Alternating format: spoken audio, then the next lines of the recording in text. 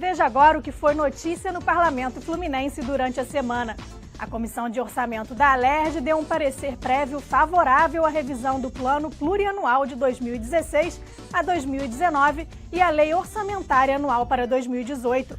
Hospitais da rede pública e privada do Estado podem ser obrigados a realizar exames para diagnosticar paralisia cerebral em recém-nascidos. E os processos administrativos para concessão de pensões por morte de policiais civis e militares podem ser agilizados. O Alerj Revista está no ar.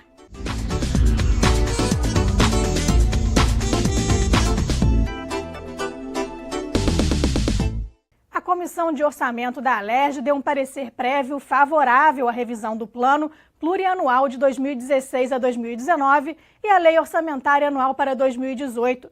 De acordo com a proposta enviada pelo governo, a previsão é que o déficit orçamentário para o ano que vem seja de 10 bilhões de reais. As maiores arrecadações previstas são de ICMS, 33 bilhões, e de royalties de petróleo, que devem bater 7,8 bi. As principais despesas vêm do Rio Previdência, com aproximadamente 22 bilhões, Segurança Pública, com 11 bi, seguidas de Educação e Saúde, com 7,5 e 6,3 bilhões, respectivamente.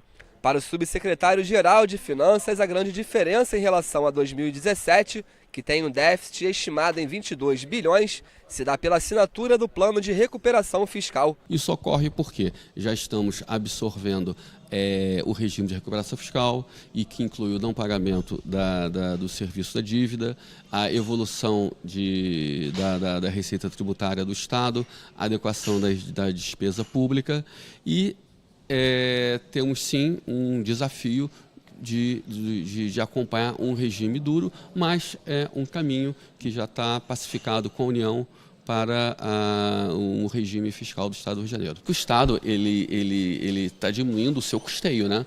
Como tem sido colocado para a imprensa, nós estamos gastando basicamente o custeio do ano de 2013, quer dizer, o funcionamento da máquina pública. O deputado Luiz Paulo apresentou voto favorável quanto à forma do projeto, mas criticou o mérito de algumas propostas previstas no texto. O que a gente verificou é que algumas receitas extraordinárias derivadas do plano de recuperação fiscal poderiam já ter sido admitidas no orçamento e não o foram. Além do mais, o orçamento não contempla, porque a regra não contemplar, mas numa condição excepcional deveria, o resto a pagar que vai chegar de 2017. 2016 foi 6 bilhões e 2017 vai chegar uns 10 bilhões. Então, na verdade, a gente vai abrir um orçamento com um rombo de 20 bilhões de reais. O presidente da comissão, o deputado Paulo Melo, falou dos próximos passos para a aprovação da LOA de 2018. Após a aprovação prévia na audiência, a proposta vai ser discutida em 2 sessões no plenário, será aberta para que os parlamentares possam apresentar emendas e depois ser votada possivelmente no mês de dezembro. O que nós vamos discutir agora, na realidade, é o aspecto financeiro e orçamentário e a questão política.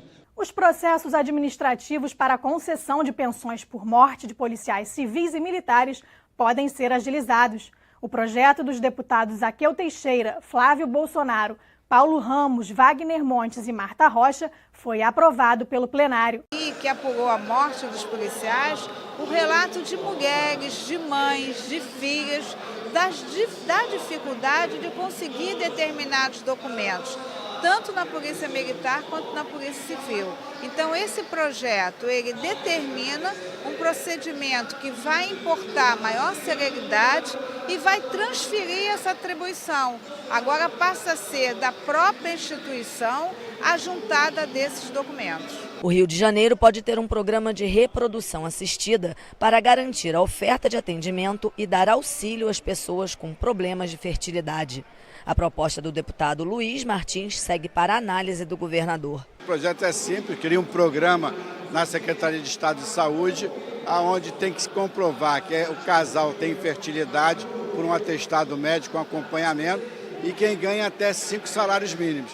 Eu acho que o pessoal menos favorecido tem as mesmas condições que quem tem muito dinheiro para investir na fertilidade, na inseminação artificial. A deputada Ana Paula Rechuan quer que as empresas que vendem veículos usados divulguem a lei que determina que o comprador saiba sobre os tributos, a situação de regularidade ou qualquer outra informação que impeça a circulação do veículo. O projeto aprovado segue para sanção ou veto do governador. A ideia é que as concessionárias ou as empresas que vendem veículos, que elas possam informar ao cliente a situação desse veículo, com relação a multas, com relação à situação de toda a documentação. E o deputado Flávio Serafini quer que as famílias que adotaram crianças ou adolescentes possam usar o nome afetivo escolhido em cadastros de instituições escolares, de saúde, cultura e lazer, mesmo antes do processo de adoção ter sido finalizado. A matéria foi aprovada. Tem inúmeros casos de famílias que adotam, se posicionam pela adoção definitiva dessas crianças e não conseguem que a escola, que no posto de saúde, essas crianças sejam reconhecidas pelo seu novo nome. E aí as crianças ficam numa crise de identidade, num desgaste, de na família serem reconhecidas por um nome, de se reconhecerem por um nome e nas instituições não poderem ser reconhecidas. O presidente da Alerj, deputado Jorge Pisciani, comentou a revogação do decreto do governo que suspendia a aplicação da lei que garante aos motoristas a realização de vistoria nos veículos, mesmo sem o pagamento do IPVA. Eu fico satisfeito do governador agir dessa forma. Havia um desrespeito ao Poder Legislativo e ao Poder Judiciário, né? Porque o que o governo tem que fazer é recorrer ao Poder Judiciário, seja o Poder Judiciário Estadual ou o Poder Judiciário... Vem cá, Luiz Paulo. Ou o Poder Judiciário, o Supremo, né? Mas enquanto a lei estiver em vigor, não se pode desrespeitar a lei, né? A lei está valendo e as pessoas estão prontas para irem lá. Nessa lei que eu tenho recebido uma parabenização pela lei do deputado Luiz Paulo. E fico satisfeito do governador ter recuado e a lei está valendo. A partir de hoje as pessoas já podem procurar o Detran, mesmo aqueles que estão em dívida com o IPVA, porque o que cabe é o governo continuar com os mesmos mecanismos de cobrança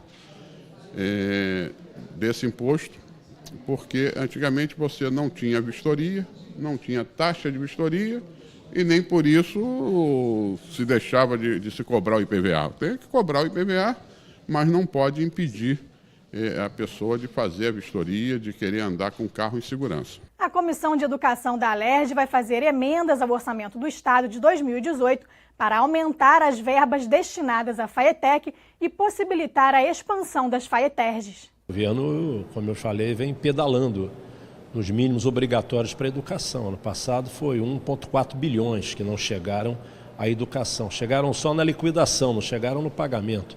E quando não pagam, os terceirizados deixam de oferecer o serviço, os fornecedores deixam de fornecer o material.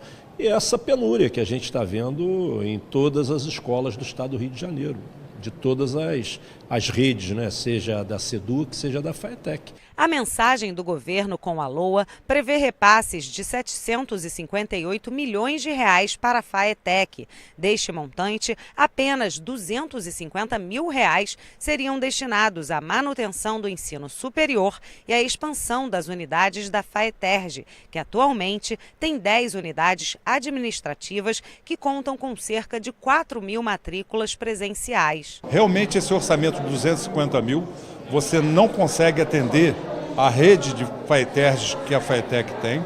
Esse orçamento ele pode ser revisto agora pela comissão, pela Alerj. Combinamos com a Comissão de Educação de apresentar uma nova proposta para as FAETERGs dentro do nosso orçamento da FAETEC até o dia 26 de outubro. Nos últimos 5 anos, o governo deixou de repassar cerca de 700 milhões de reais previstos no orçamento da Fundação, que vem enfrentando dificuldades, como explica o representante do Sindicato dos Profissionais de Educação da FAETEC. Os funcionários administrativos eles têm que se desdobrar, os professores têm que fazer campanha entre eles, né, doações entre eles, para comprar material de higiene e limpeza, para poder tornar o espaço físico possível de ser frequentado pelos alunos. Nós vamos emendar ampliando as verbas da manutenção e expansão das FAETERGs. E vamos criar também a rubrica de pessoal em RH.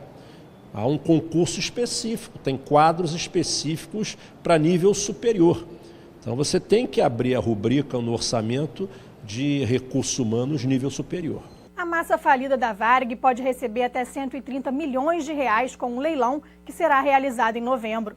O presidente da CPI da Varig, deputado Paulo Ramos, visitou as instalações do centro de treinamento da empresa. Esse é o bem mais valioso da companhia aérea, mas ainda não pode ser negociado. Nós não podemos permitir que a massa falida vá liquidando o patrimônio, vá fazendo leilões e que isto não represente um caminho para pagar primeiro aos trabalhadores. A gente continua aqui em treinamento, a gente treina aqui todas as empresas aéreas do país e algumas do mundo, e a gente ainda mantém isso aqui em treinamento por uma decisão, existe uma decisão judicial, porém a questão da definição a quem pertence isso, se é a massa falida ou a União. Depois da falência da Varig, decretada há 7 anos, o CT funciona com o objetivo de arrecadar dinheiro para um fundo da massa falida. As aulas de simulação de voo custam R$ 1.100. O local é referência na América do Sul para pilotos e copilotos. Na visita desta quinta-feira, o parlamentar conheceu as áreas de treinamento de voo, combate a incêndio, auditório de reuniões e até uma floresta, onde os testes de sobrevivência na selva são realizados. Mês que vem, mais um leilão vai ser realizado. A avaliação dos bens gira em torno de R$ 130 milhões. Aquilo que vier a ser arrecadado será incorporado à massa falida. São 30 imóveis, 3 lotes de peças aeronáuticas, bens de escritório e 2 equipamentos para treinamento de comissários. No próximo bloco, hospitais da rede pública e privada do Estado podem ser obrigados a realizar exames para diagnosticar paralisia cerebral em recém-nascidos. O Alerj Revista volta já.